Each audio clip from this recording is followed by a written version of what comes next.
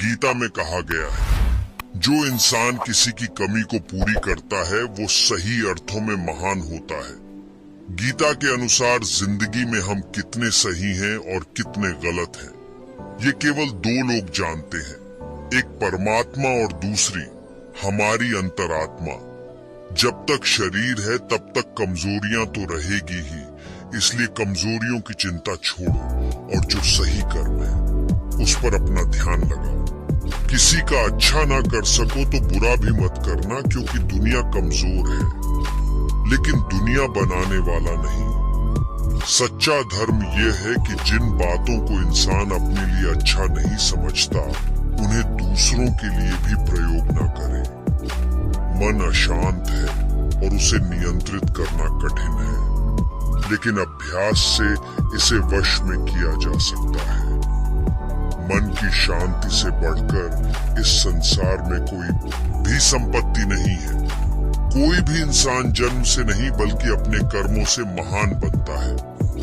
बिना फल की कामनाएं ही सच्चा कर्म है। ईश्वर चरण में हो समर्पण वही केवल धर्म है। गीता में लिखा है, जब इंसान की जरूरत बदल जाती है तब इंसान के बात करने का तरीका बदल जाता है। चुप रहने से बड़ा कोई जवाब नहीं और माफ कर देने से बड़ी कोई सजा नहीं। सदैव संदेह करने वाले व्यक्ति के लिए प्रसन्नता ना इस लोक में है, ना ही कहीं और। जो मन को नियंत्रित नहीं करते उनके लिए वह शत्रु के समान कार्य करता है।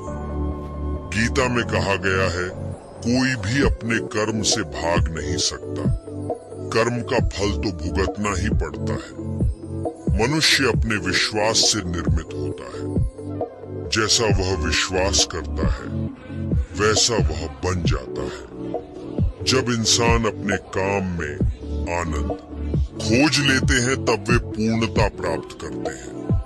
माफ करना और शांत रहना सीखिए, ऐसी ताकत बन जाओगे कि पहाड़ भी रास्ता देंगे। इतिहास कहता है कि कल सुख था, विज्ञान कहता है कि कल सुख होगा, लेकिन धर्म कहता है अगर मन सच्चा और दिल अच्छा हो तो हर रोज सुख होगा। ज्यादा खुश होने पर और ज्यादा दुखी होने पर निर्णय नहीं लेना चाहिए, क्योंकि यह दोनों परिस्थितियां आपको सही निर्णय नहीं लेने देती हैं। जो होने वाला है वो होकर ही रहता है, और जो नहीं होने वाला वह कभी नहीं होता।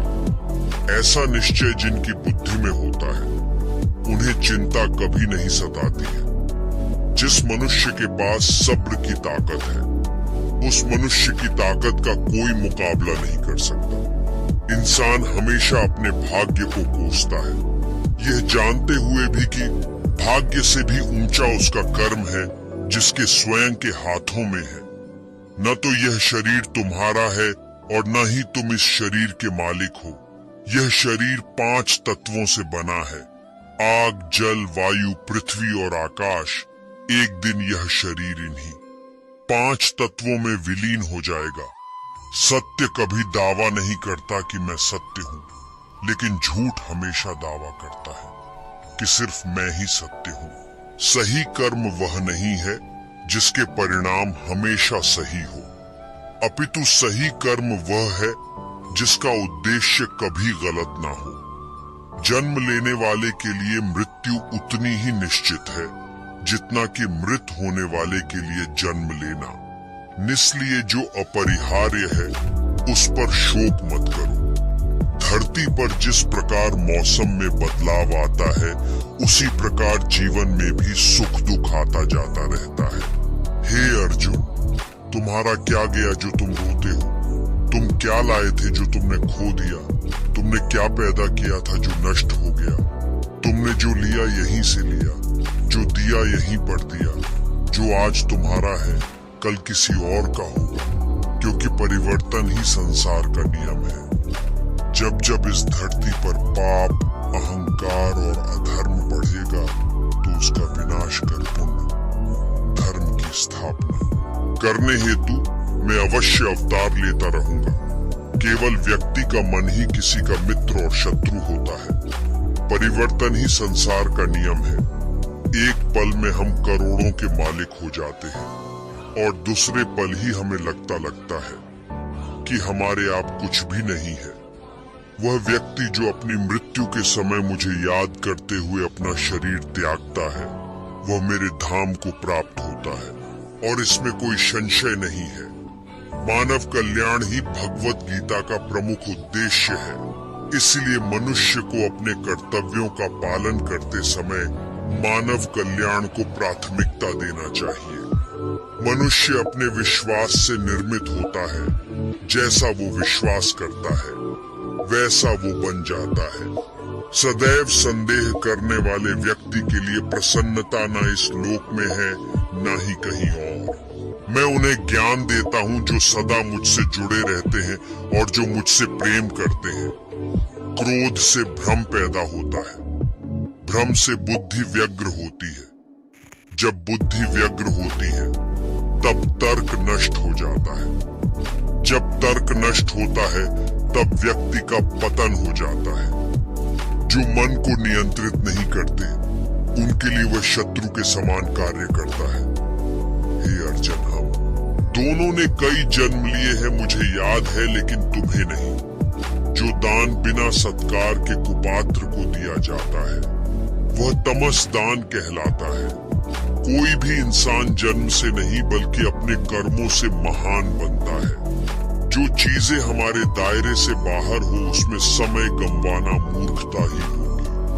मन की गतिविधियों, होश, श्वास और भावनाओं के माध्यम से भगवान की शक्ति सदा तुम्हारे साथ है और लगातार तुम्हें बस एक साधन की तरह प्रयोग करके सभी कार्य कर रही है। जिस तरह प्रकाश की ज्योति अंधेरे में चमकती है, ठीक उसी प्रकार सत्य भी चमकता है।